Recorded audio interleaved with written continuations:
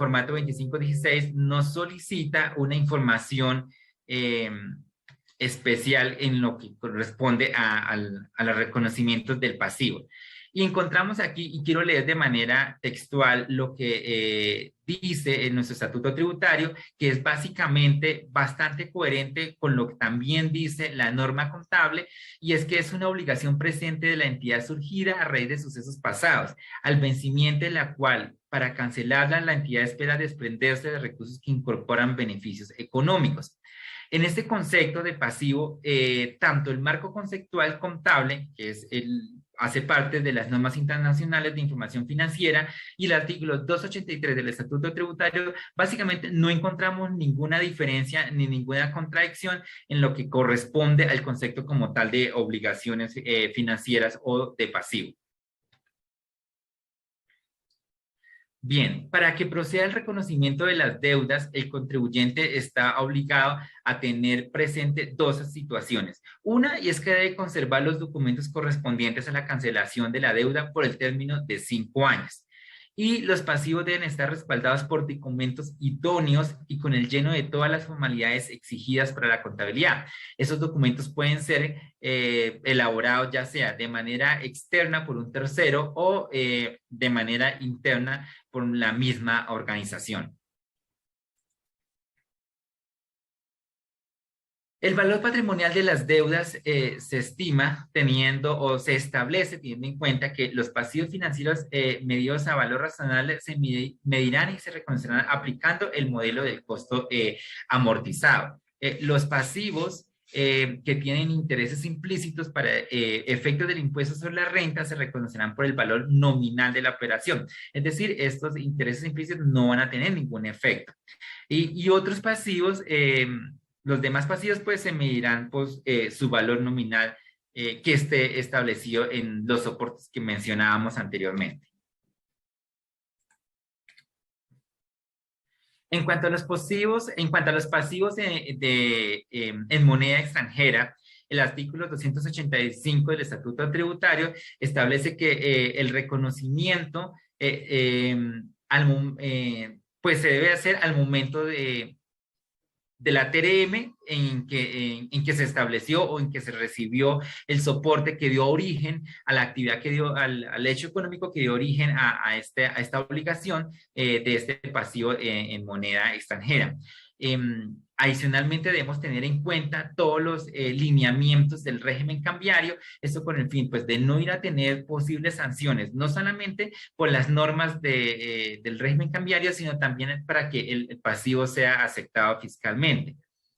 Existe una norma de transición y es que como les mencionaba anteriormente, finalizando el año 2016 hubo una reforma tributaria y a partir del 1 de enero de 2017 es cuando empezamos a tener estos dos conceptos de diferencia en cambio causada y diferencia en cambio realizada. Entonces, todos los pasivos en moneda extranjera que hubiésemos tenido hasta el 31 de diciembre de 2016 mantendrán ese valor patrimonial de ahí en adelante, salvo que se hagan algunas adiciones, es decir, que la deuda crezca por nuevas capitalizaciones, pero no se haría ningún ajuste adicional de esos activos que conservamos hasta ese momento y que habíamos ya previamente declarado en los periodos anteriores.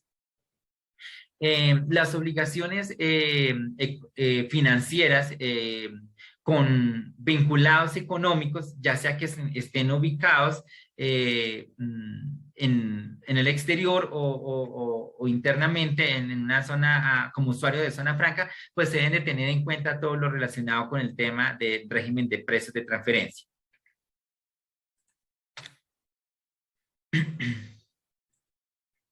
Bien, en cuanto a los pasivos laborales debemos tener en cuenta tres aspectos. Y uno es que para la deducción de estos pasivos por salarios y también pues obviamente de los costos asociados por beneficios a empleados, la organización pues debe estar a paz y salvo por aportes para fiscales y seguridad social antes de presentar la declaración de renta. se debió haber realizado en los casos en que hubiese al lugar, obviamente teniendo en cuenta pues los parámetros tributarios, se debió haberse realizado la retención en la fuente sobre estos pagos laborales. Y el pasivo por prestaciones laborales debe estar consolidado en cabeza del trabajador y discriminado por cada empleado. Esto pues también debe estar así detallado y reportado también pues en nuestros reportes de información exógena. Bien, por pasivos por impuestos. En pasivos por impuestos, pues vamos a encontrar todo lo relacionado con las obligaciones que tenga la sociedad y que haya determinado y que haya estimado al 31 de diciembre, ya sea por renta, por IVA o por cualquier otro tipo de obligación fiscal que tenga con las diferentes autoridades fiscales, ya sea de orden nacional o de orden municipal. Sobra decir una vez más, y esto es importante tenerlo presente porque ese tipo de errores se han cometido en años anteriores, y es que el pasivo por impuesto diferido no tiene ningún efecto fiscal, por lo tanto, no va a ser sumado o no va a ser parte de nuestra sumatoria de nuestras obligaciones en nuestro formulario 110.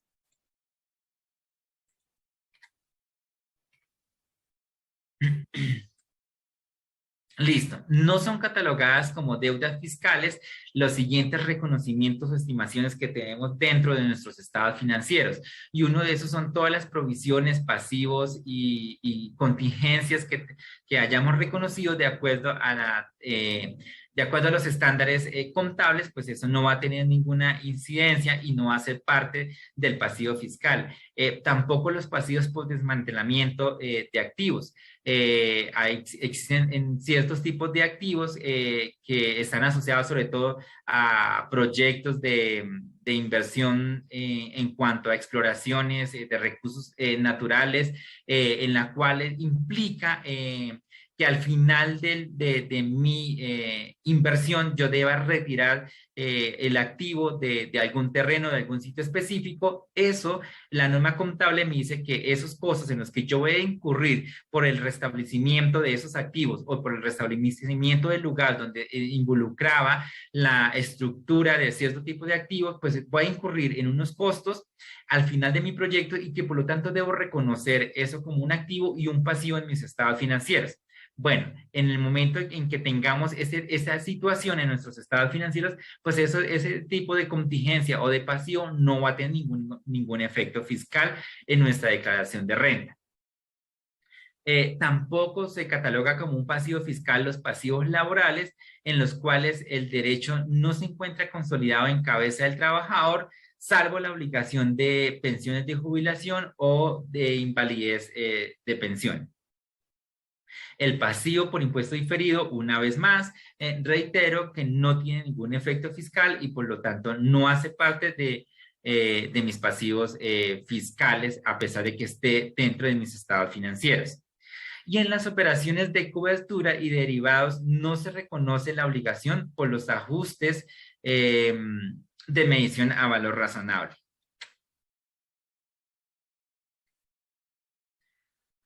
Aquí encontramos un ejemplo de bastante interesante que deberíamos de elaborar o que debemos elaborar al interior de la organización, haciendo como una conciliación que se asemeja mucho como si fuera un juego de inventarios con nuestras estimaciones contables, contingencias, provisiones, con el fin de determinar y conciliar cuáles de esos pudo haber tenido efecto en nuestra declaración de renta. Entonces, aquí tenemos que el saldo a 31 de diciembre de 2020 teníamos los siguientes saldos contables de estas provisiones por honorarios, provisiones por servicios y provisiones por servicios públicos. Durante el año 2021 se presentaron los siguientes aumentos, es decir, incrementamos esta provisión. Y en el caso de que aumentamos esta provisión durante el 2021, pues eso va a ser un gasto contable, pero no va a tener ninguna incidencia fiscal porque realmente lo que estamos haciendo acá es incrementando esas provisiones que ya traíamos de años anteriores. En cuanto a las utilizaciones, estos son como, por decir, los débitos de la cuenta pues no va a ser ningún costo ni gasto contable porque se supone que este costo o el reconocimiento de este gasto quedó en periodos anteriores, pero sí va a tener un efecto en nuestra declaración de renta porque ya será tomado como una deducción. Eso significa que esa provisión que se había contemplado desde años anteriores ya se materializó en el año 2021. Y las reversiones de esas contingencias, de esos pasivos, para efectos contables, pues va a ser un ingreso, porque eso significa que en mi periodo fiscal o en mi periodo contable del año anterior, pues fue un gasto, al hacer una reversión, va a ser un ingreso contable, pero no va a ser un ingreso fiscal en la medida que tampoco tuvo ningún efecto sobre mi declaración de renta en el momento en que se constituyó como tal la provisión en los periodos fiscales anteriores. Y finalmente, después de hacer este juego de aumentos, disminuciones y reversiones, voy a tener un saldo contable que va a ser un pasivo dentro de nuestros estados financieros, pero que no va a tener ninguna incidencia fiscal en nuestra declaración de renta. De esa manera de ejemplo, es interesante hacer esta conciliación en el momento de hacer nuestra declaración de renta.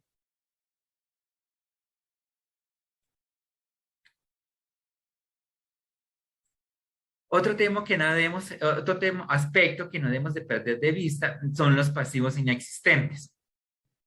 Entonces, la DIAN ha venido realizando campañas de fiscalización, solicitando soporte de pasivos antiguos. Esos soportes pueden ser, como decíamos, documentos internos o documentos externos provistos por nuestros proveedores, clientes, bueno, entre otros. Y ejemplos de estos soportes pueden llegar a ser contratos, facturas, pagarés, bueno, entre otros. Adicionalmente, es interesante, indispensable, más que interesante, hacer nuestra comparación patrimonial, esto con el fin de determinar que de pronto no vaya a haber un incremento patrimonial o de pronto se haya pasado que ha existido ese tipo de situaciones donde reversamos un pasivo que era fiscal, pero que no tuvimos en cuenta que al reversar ese pasivo o al tener una compensación por parte de un tercero, en un pasivo, eso nos puede llegar a generar un ingreso.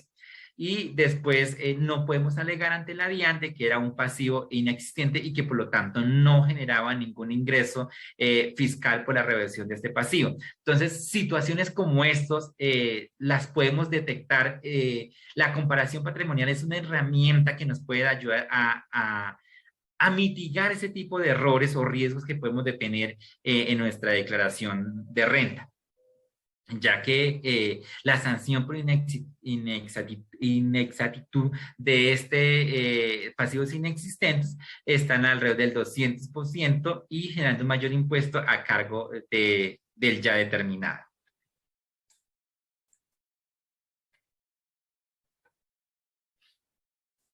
Bien, en nuestro formato 2516, pues vamos a incluir las obligaciones financieras y cuentas por pagar.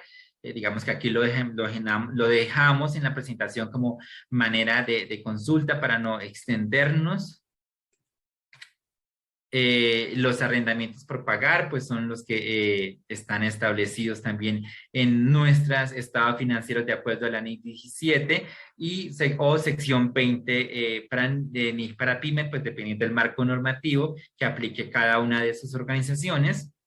En cuanto a los otros pasivos, pues vamos a incluir los que ya mencionamos anteriormente. También pues aquí lo dejamos para manera de consulta, digamos, teniendo en cuenta todas las características y lineamientos que establece el artículo 287 del Estatuto Tributario y el 271 del mismo estatuto.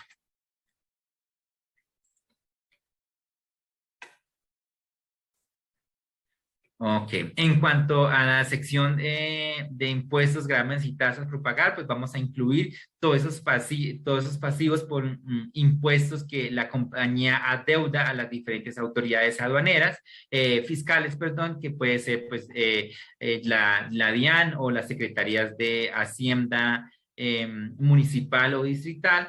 Y una vez más, insistimos, el impuesto diferido pasivo no tiene ningún efecto en nuestra declaración de renta. Listo. Las provisiones que se hayan determinado de acuerdo a la técnica contable, es decir, de acuerdo a la NIC 37 o la sección 21 de NIC para pymes, pues no tienen ningún efecto fiscal en nuestra declaración de renta, por lo tanto no es un pasivo que llevaremos a nuestro formulario. Y este es nuestro formato 2516 con el cual nos vamos a encontrar con sus diferentes columnas.